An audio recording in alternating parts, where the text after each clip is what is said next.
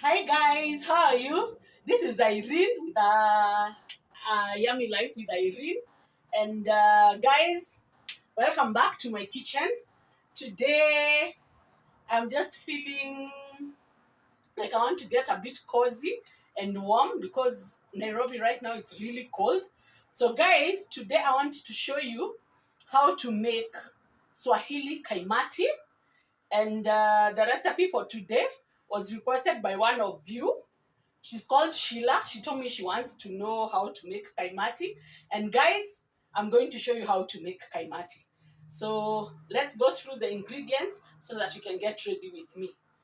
So guys, you're going to need a kilo of wheat flour. I'm going to get half because mine is 2 kg.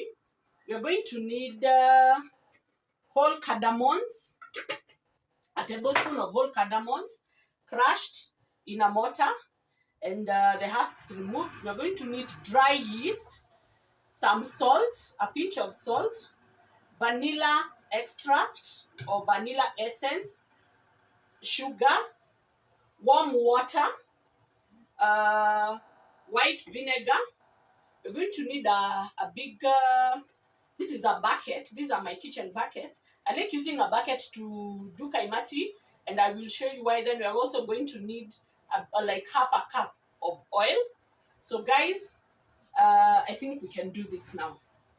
So in a bowl, I want us to get all our dry ingredients together or in a bucket. So I'm going to measure my flour, eyeballing it. I need a kilo. So I'm just going to pinch it at the middle, and that will make a kilo of wheat flour.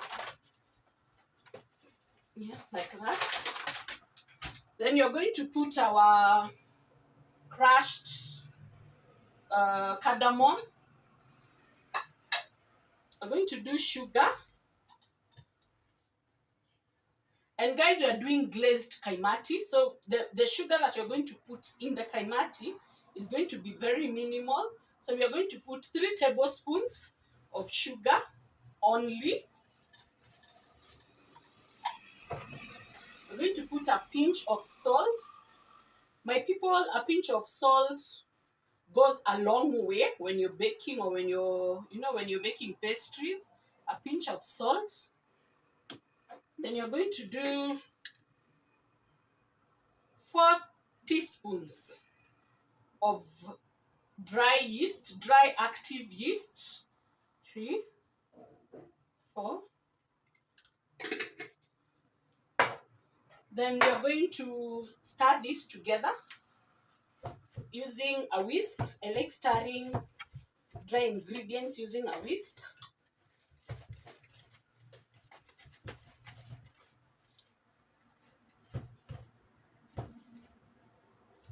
And a whisk also helps aerate your flour.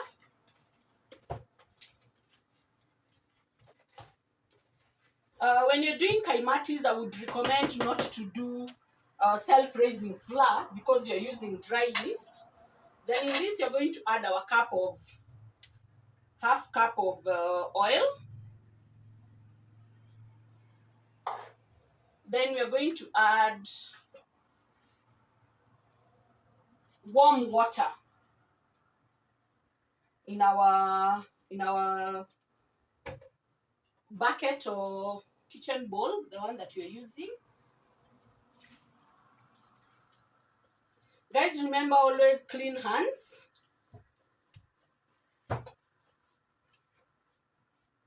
So we're going to add our water. And you have to be very careful when you're mixing this dough for it not to go very runny. So you add water moderately, slowly by slowly. And I'll show you guys the consistency that we are going for.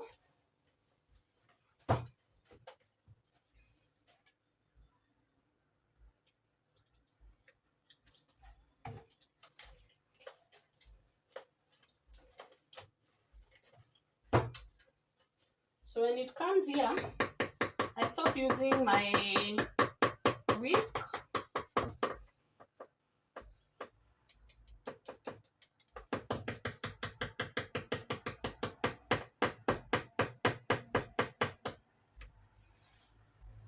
And I start using my wooden spoon because I want to get to the base.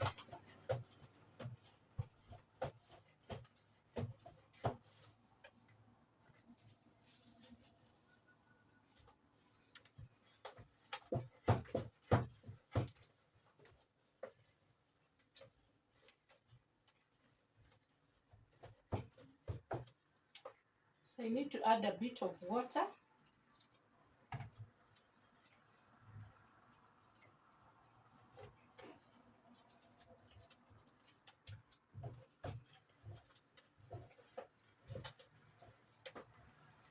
Then this is the consistency that we are going for.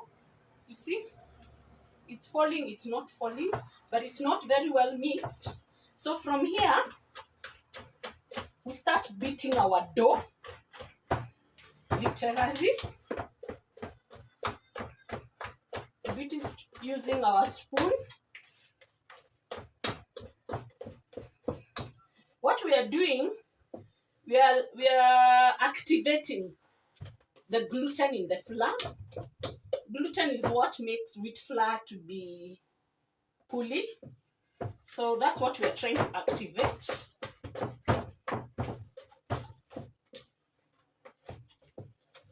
Make sure you're stirring even at the base so that you don't get wheat pockets.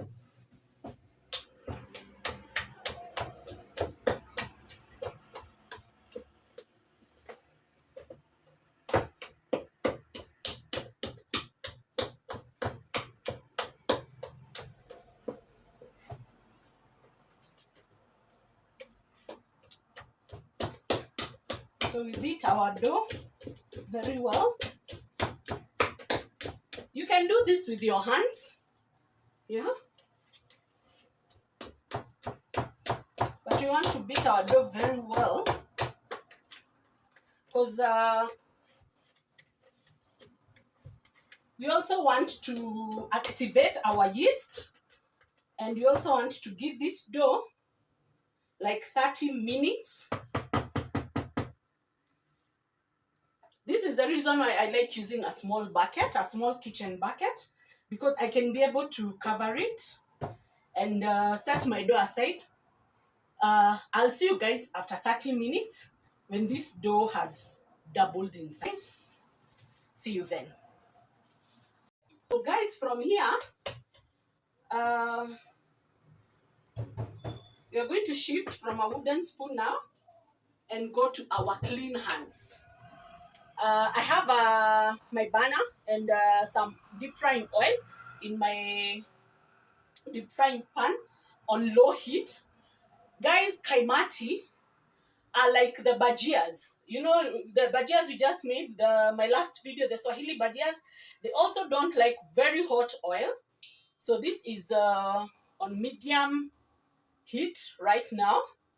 So guys, what you're going to do, we're going to first deal with the syrup for the bajia. So we're going to need, using our measuring cups and a small saucepan, we're going to need a cup full of sugar.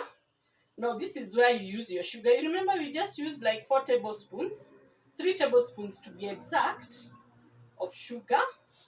So this is where you use your sugar to make the syrup. So 1 cup of sugar and let me get my cold water. And 2 cups of cold water. 1 to 2, at the ratio of 1 to 2. Then we are going to let this going on low heat on my cooker here, on very low heat. And guys, our oil is ready. Our dough has doubled. Using In a jug, put warm water and a splash of white vinegar.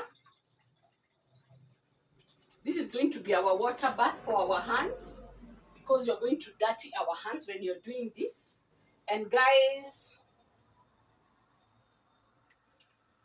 this is how we make kaimati. So using our fingers, you scoop the elastic dough. You can tell how elastic it is. Yeah. You scoop the elastic dough and hold it with the palm, and you squeeze near the oil. Yeah. So you get more dough.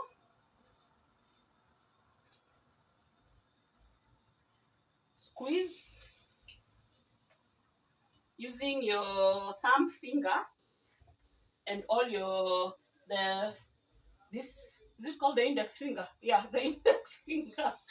You squeeze your dough and that will form balls.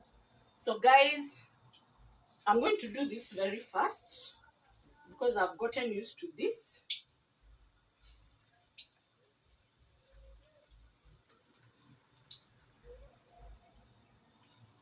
I like using my hands other than using a spoon. I've seen even people use a plastic bottle, you know, the mineral water bottle. You put your dough using a funnel inside, then you press and cut using kitchen scissors. But I like forming them with my fingers because that will help form better circles. Yeah, guys, you can tell my kaimatis are becoming a good circle. Always try your level best to measure when you're cutting or when you're scooping the dough. Make sure you measure the same measurement. Yeah, practice makes perfect. This is why we needed our vinegar bath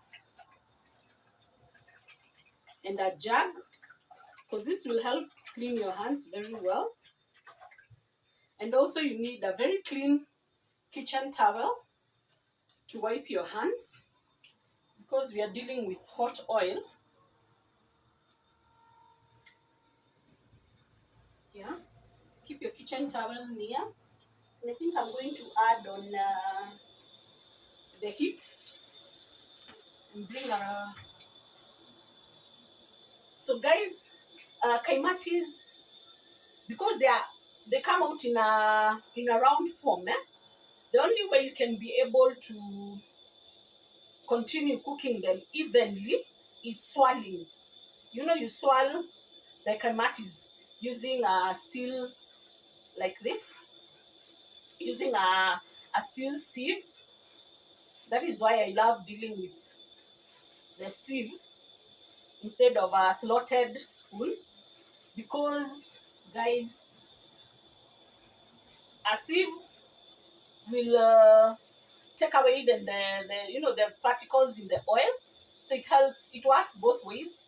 It will remove my kaimati from the oil, and also it will also I'm going to be able to swirl like this. So kaimatis are also another labor of love recipe.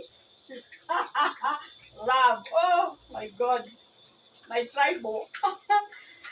Labor of love recipe. When you start making them, you can't walk away. So you can tell they are starting to brown. So we'll swirl this until they become golden brown. Yeah.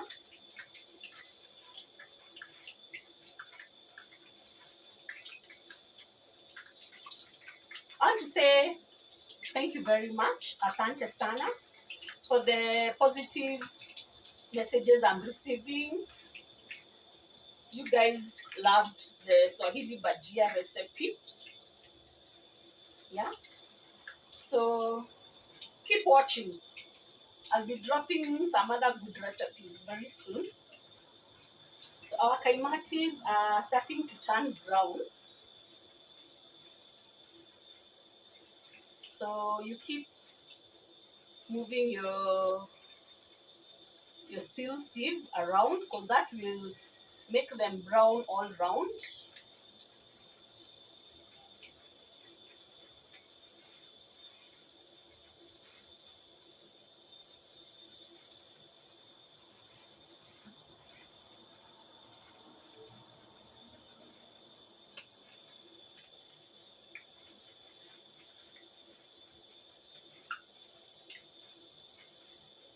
When you're making kaimatis, you really need to have a big saucepan so that you have enough room to swirl this around.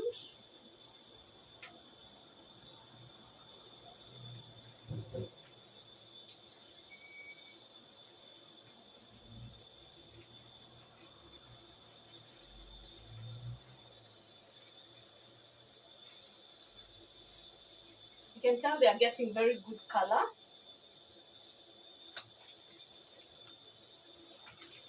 The others that get very stubborn very fast. So continue swirling them around. This will help them to cook evenly.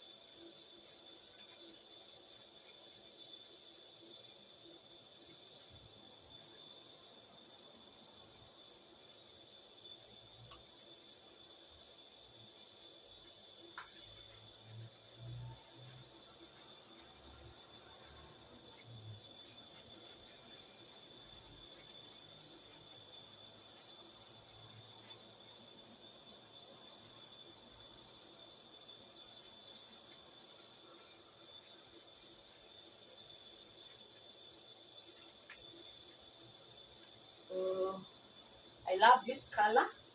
Kaimati, when you're cooking kaimati, you have to keep switching off because we have to bring this oil, the temperature of the oil down again for us to put to the next batch. Yeah. So here are our kaimatis. We're going to make sure you get rid of all the oil.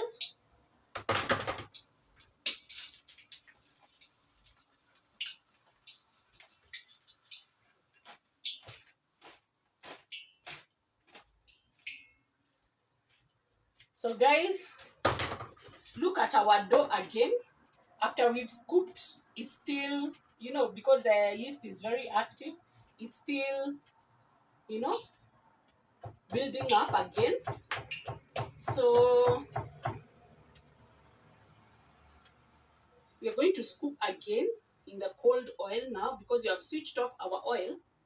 The moment we put the second batch, that will lower our oil temperature.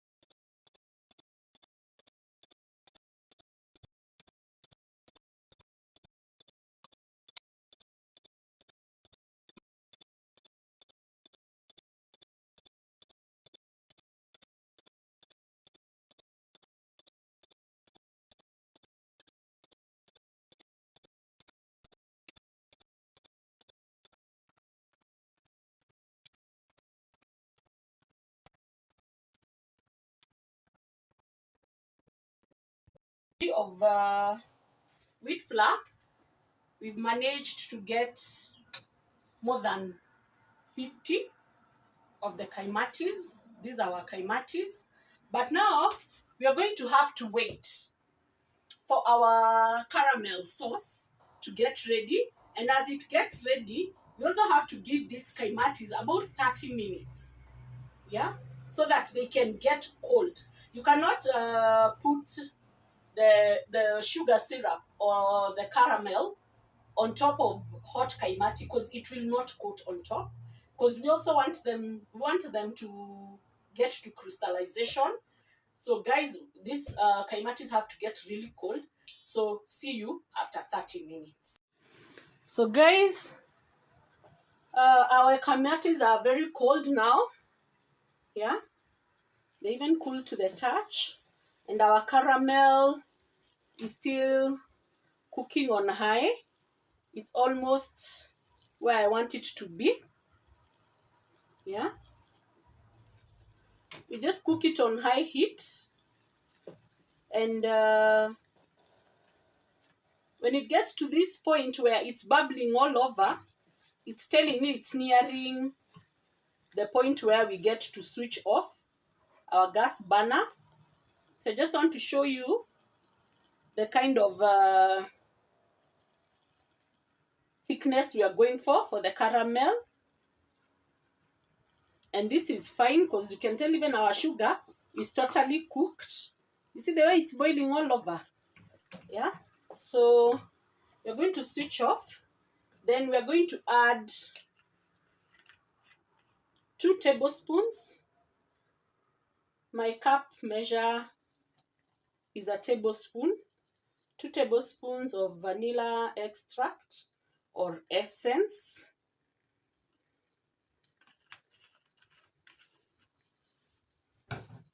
Then you're going to stir that into the caramel sauce. And you have to be really careful because this sugar caramel is very, very hot. So immediately you stir in your vanilla, you're going to drizzle it on top of our kaimatis like that. Make sure everything